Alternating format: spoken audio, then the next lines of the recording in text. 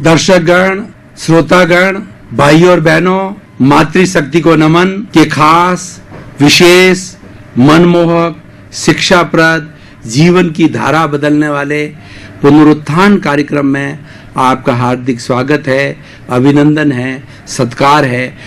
अवनति से उन्नति की ओर जाना, पतन से उत्थान की ओर जाना, पुनर्जागरण करना। इसीलिए इस कार्यक्रम के अंदर ऐसे ऐसे विषय रखे जाते हैं जो हमें शिक्षा देते हैं, हमारे जीवन की दिशा को बदलते हैं, हमारे नजरिए को बदलते हैं, हमारी रॉन्ग बिलीफ को बदलते हैं।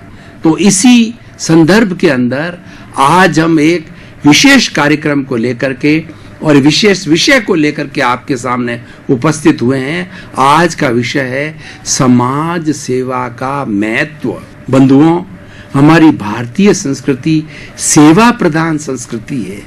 अगर मुझे कोई कहे कि संस्कृति के अंदर आप एक ऐसे शब्द का चयन करें जो आपको सबसे अच्छा लगता है और जो पूरी हमारी भारतीय संस्कृति का प्रतिनिधित्व करता है, ऐसे एक मूल्य को लेकर के आप बतावें, तो दर्शकगण, श्रोतागण, भाई और बहनों, मैं बताना चाहूंगा कि वह मूल्य है सेवा। सेवा भारतीय संस्कृति की जड़ है, भारतीय संस्कृति की फाउंडेशन है। भारतीय संस्कृति का महल सेवा पर आधारित है और इस सेवा के कारण ही हमारा देश धर्म गुरु देश बना है और उसने मानवता को, सारी सृष्टि को मानवता का पाठ पढ़ाया है। क्योंकि सेवा में लेने की भावना नहीं होती है, सेवा में देने की भावना होती है। सेवा में स्वार्थ नहीं है, सेवा में त्याग है। सेवा के अंदर अवगुण नहीं है, सेवा में गुण है। सेवा ली नहीं जाती है, सेवा दी जाती है। बंधुओं, इसीलिए सेवा का अंग्रेजी में अर्थ होता है सर्विस। हिंदी के अंदर इसके पर्यायवाची है कि दूसरे की मदद करना।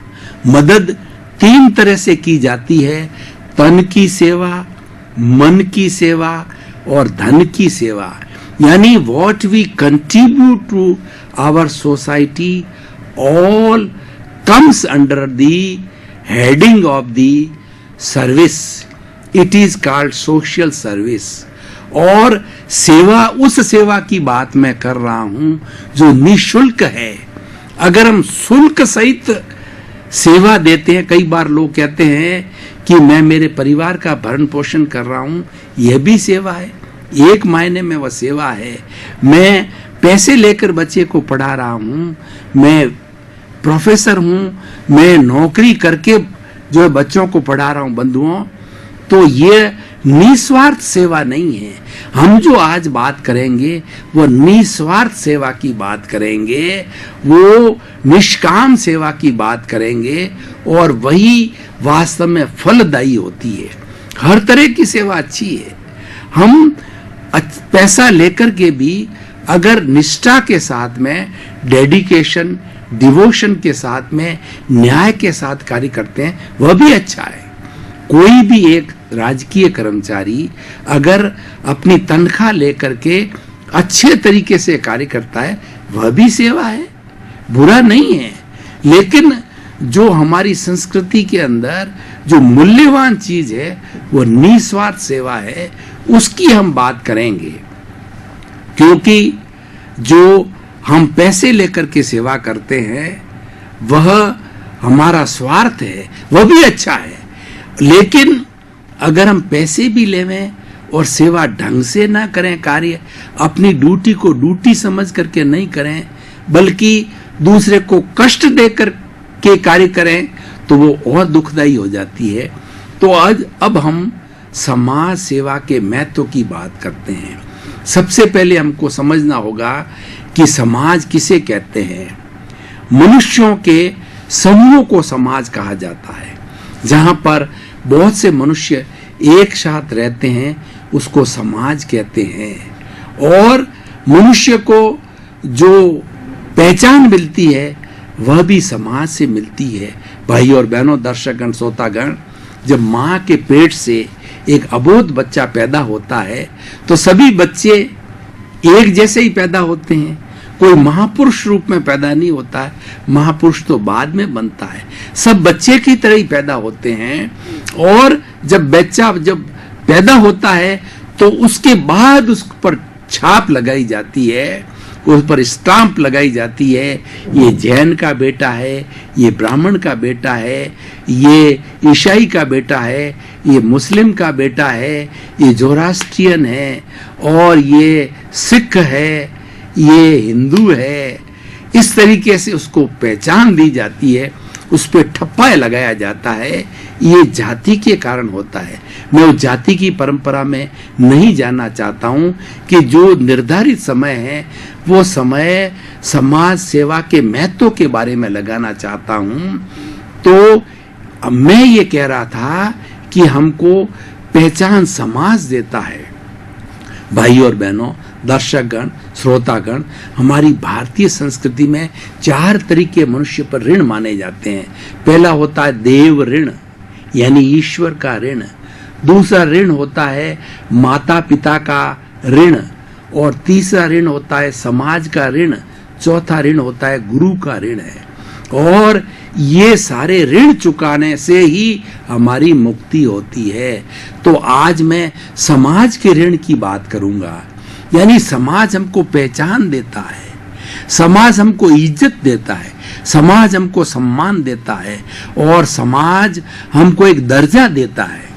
तो जो व्यक्ति हमारे पर इतनी कृतज्ञता ज्ञापित करता है तो हमको कृतज्ञ बनना होता है, कृतज्ञ नहीं बनना होता है।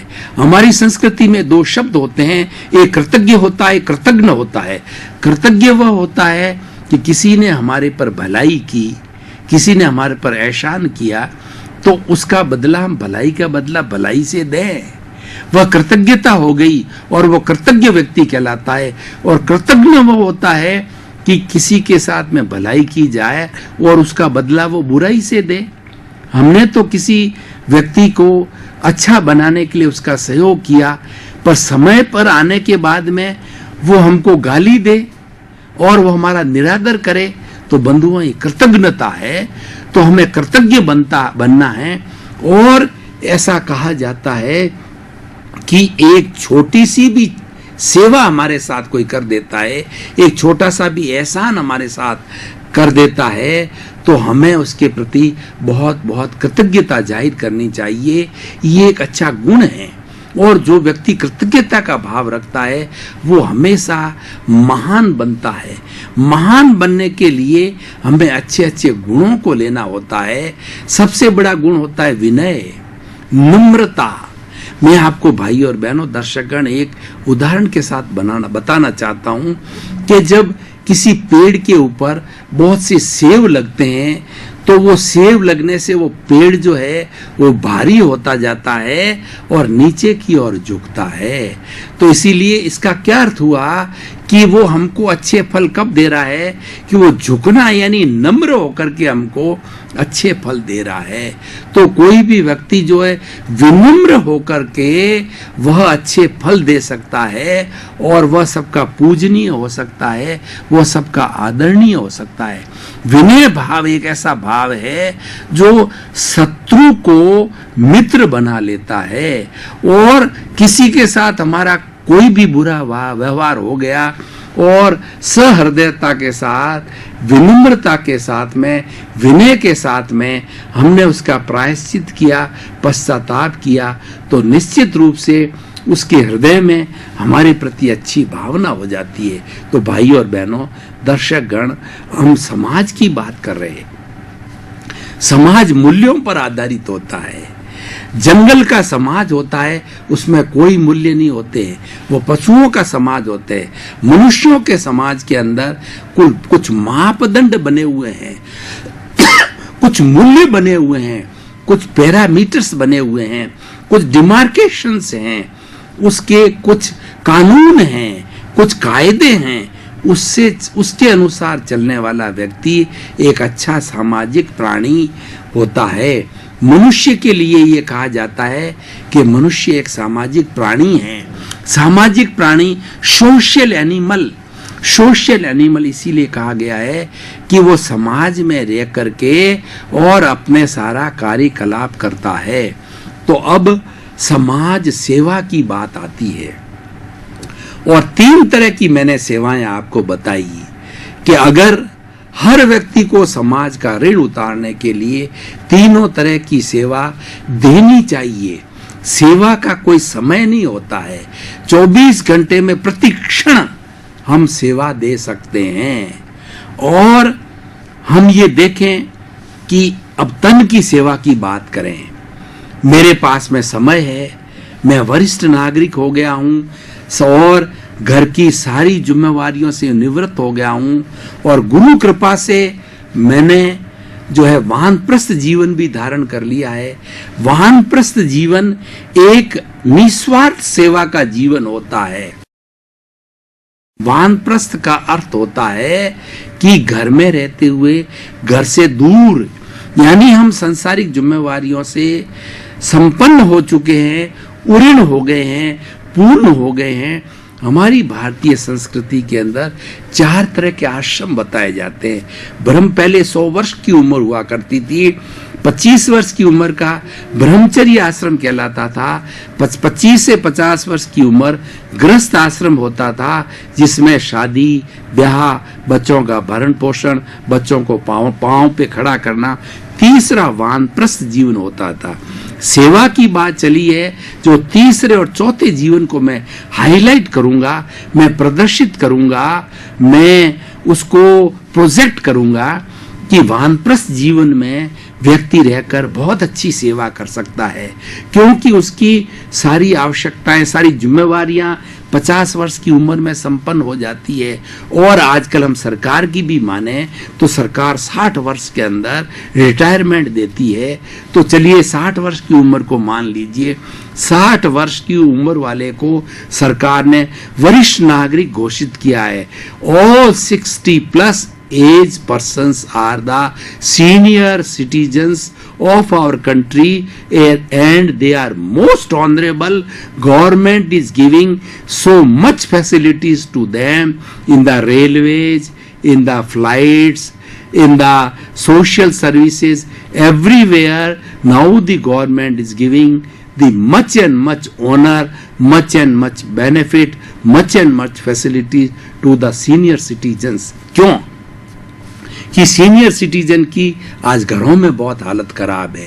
मैं उस पक्ष में नहीं जाता हूं, मैं तो सेवा की बात कर रहा था, मैं जो है वानप्रस्थ जीवन की बात कर रहा था, तन की सेवा।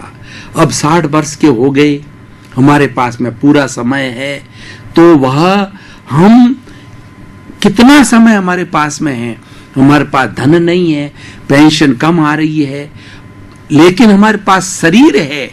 तो आपका इच्छित जगह जहां आपका मन लगता है, जहां आपका इंटरेस्ट है और वो कार्य आपने जीवन में किया है, जैसे आप बैंक के कर्मचारी हैं तो बैंक का के लिए कोई भी परामर्श चाहिए तो अपने घर के अंदर या किसी में संस्था में जाकर के लोगों को निःशुल्क परामर्श दीजिए।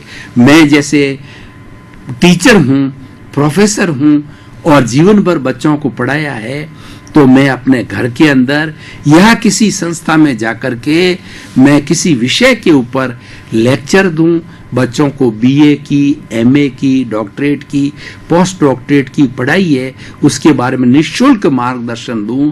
तो भाई और बहनों, दर्शकगण, श्रोतागण, मुझे गुरु कृपा से 20 वर्ष हो गए कि वानप्रस्थ जीवन मिले हुए।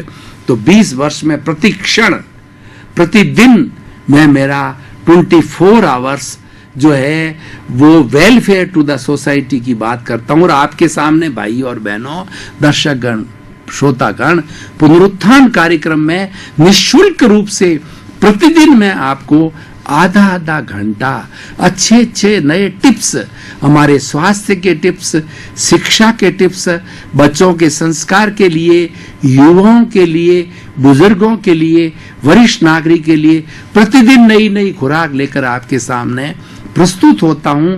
तो यह भी मेरी सेवा है, ये निःशुल्क सेवा है। मैं चैनल से 1 रुपया भी नहीं लेता हूं, निःशुल्क सेवा आपको दे रहा हूं बंधुओं। तो ये तन की सेवा हुई।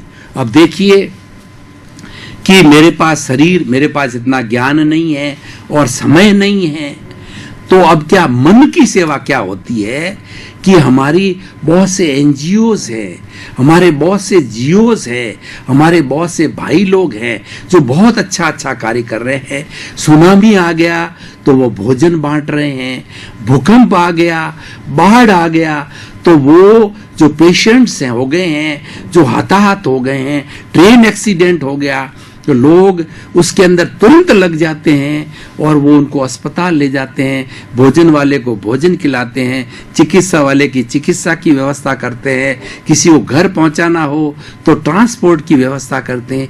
ये सारी निःशुल्क शिक्षा देने वाले आज बहुत से एनजीओ जियो हैं। तो हम ऐसे एनजीओ जियो और ऐसे लोगों की जो उसमें काम करते हैं तहे दिल से खूब प्रमोद भावना करें, उनके प्रति हम उनको प्रोत्साहन दें। बंधुओं, इंसान प्रोत्साहन का भूखा है, इंसान सम्मान का भूखा है। हमारे पेट की जो भूख है वह तो 2-3 जो है पाव से भर जाती है, लेकिन हमारी जो प्रोत्साहन है उससे हमको बहुत बड़ा लाभ होता है, हमको प्रेरणा मिलती है। प्रोत्साहन, पारितोषिक, सम्मान के कार्यक्रम इसीलिए किए जाते हैं कि वह व्यक्ति अपने जीवन के अंदर और आगे बढ़कर के अच्छी सेवा देने की भावना बनाता है और ऐसे ही लोग जो है आगे बढ़ते जाते हैं। तो हम उनका प्रोत्साहन दें, उनके प्रति प्रमोद भावना रखें, उनके प्रति मंगल भावना रखें।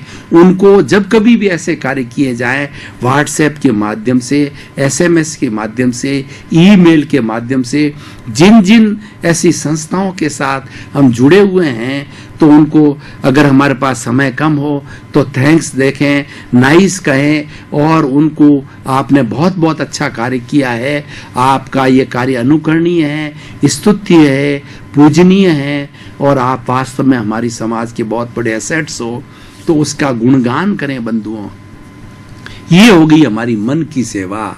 अब तीसरी होती है धन की सेवा। बंधुओं, कई लोग ऐसे होते हैं जिनके पास समय नहीं होता है पर उनके पास में वो धन कुबेर होते हैं और वो शाली भद्र होते हैं, पूर्वज के जन्म से ऐसा अपने पुण्य कर्मों का संचय करके आते हैं कि उनकी लक्ष्मी बहुत बढ़ जाती है। तो दर्शकगण, श्रोतागण, बंधुओं, मैं आपको कुछ उदाहरण देना चाहता हूं कि एक बिल गेट्स जो आज विश्व के सबसे बड़े धनाढ्य व्यक्ति हैं और उनके अरबों खरबों की संपत्ति है, लेकिन आप देखिए कि वो अपने पर्सनल लाइफ के लिए वही 50 साल पुराना मकान, वही 50 साल पुराना फर्नीचर और वही पुरानी गाड़ी, यानी अपने पर तो 1 या 2% खर्च करते हैं। वो 95-98% जो है उन्होंने ट्रस्ट बना रखे हैं। अरबों खरबों की संपत्ति वो ट्रस्ट के माध्यम से, चिकित्सा के माध्यम से, स्कॉलरशिप के माध्यम से हमारे लूले, लंगड़े, अफाइज, अभावग्रस्त, मूक, बधिर जितने भी हमारे जो समाज में भाई हैं उनका वो सहयोग करते हैं। ये बहुत बड़ी सेवा है और ऐसा लोग बहुत करते हैं। धन्य हैं वे लोग और कितना अपना लक्ष्मी का अच्छा सदुपयोग करते हैं। तो ये हमारी भारतीय संस्कृति है। आप बिरला जी को देखिए बंधुओं, बिरला जी ने अपने वो कितने बड़े सेवा भावी थे और कितना उन्होंने कार्य किया। आज बिरला जी के पूरे हिंदुस्तान में, बांगड़ जी के, बिरला जी के और इसके जो है वो जेके सिंघानिया जी के और भी बहुत से लोहिया जी के और ऐसे ऐसे टाटा के, टाटा देखिए, टाटा का तो एकदम ऐसा मिशन है कि हमें जो कुछ भी मुनाफा अधिक से अधिक अर्जित होता है वो सारा अपने ट्रस्ट के जमशेद जी टाटा ने उद्योग इसीलिए लगाया था कि उद्योग के माध्यम से अधिक अर्जन करके लोगों की भलाई में लगाया जाए। ये लोगों की भलाई का जो कंसेप्ट है, ये सेवा का कंसेप्ट है, वो व्यक्ति पूजनीय होता है और उस पर ईश्वर की कृपा भी होती। भाई और बहनों, दर्शकगण, श्रोतागण, मैं आपको एक बहुत सटीक उदाहरण के माध्यम से बताना चाहता हूं कि हमारे जितने जैन मंदिर या कोई भी मंदिर लीजिए, शिव जी के मंदिर, राम के मंदिर, हनुमान जी के मंदिर, जैन मंदिरों की मैं स्पेशली बात करूं तो ये मंदिर बनते हैं, उसके अधिष्ठायक देव होते हैं, वो 24 तीर्थंकर भगवान होते हैं, उसके मंदिर बनाए जाते हैं। वो तो मोक्षगामी, उनके शरीर नहीं है, वो तो ना बोलते हैं ना प्रतिक्रिया करते हैं, उनके हरेक के अधिष्ठायक देव है। भाई और बहनों, दर्शकगण, श्रोतागण, आपका बहुत बहुत धन्यवाद, साधुवाद, आपके पास कृतज्ञता। आप प्रतिदिन अच्छी संख्या के अंदर हो रहे हैं और प्रतिदिन हमारे दर्शकों की, श्रोताओं की संख्या बढ़ती जा रही, इस बात का प्रतीक है कि हमारा कार्यक्रम सफल हो रहा है। और इस कार्यक्रम की आप ही दर्शकगण, श्रोतागण आत्मा हो, आप प्रतिदिन आएं, इसको सुने। ये हमारी सत्संग है और सत्संग के अंदर कौन सी चीज कब हमारे हृदय को छू जाए और हमारा रूपांतरण हो जाए बंधुओं, यही इसका लक्ष्य है। जगत कल्याण हो, आप सबके प्रति मंगल भावना, शुभकामना कि आपका जीवन आनंदमय हो, सुखमय हो, जगत के सब जीवों को सुख मिले, शांति मिले। सर्वे भवन्तु सुखिमय।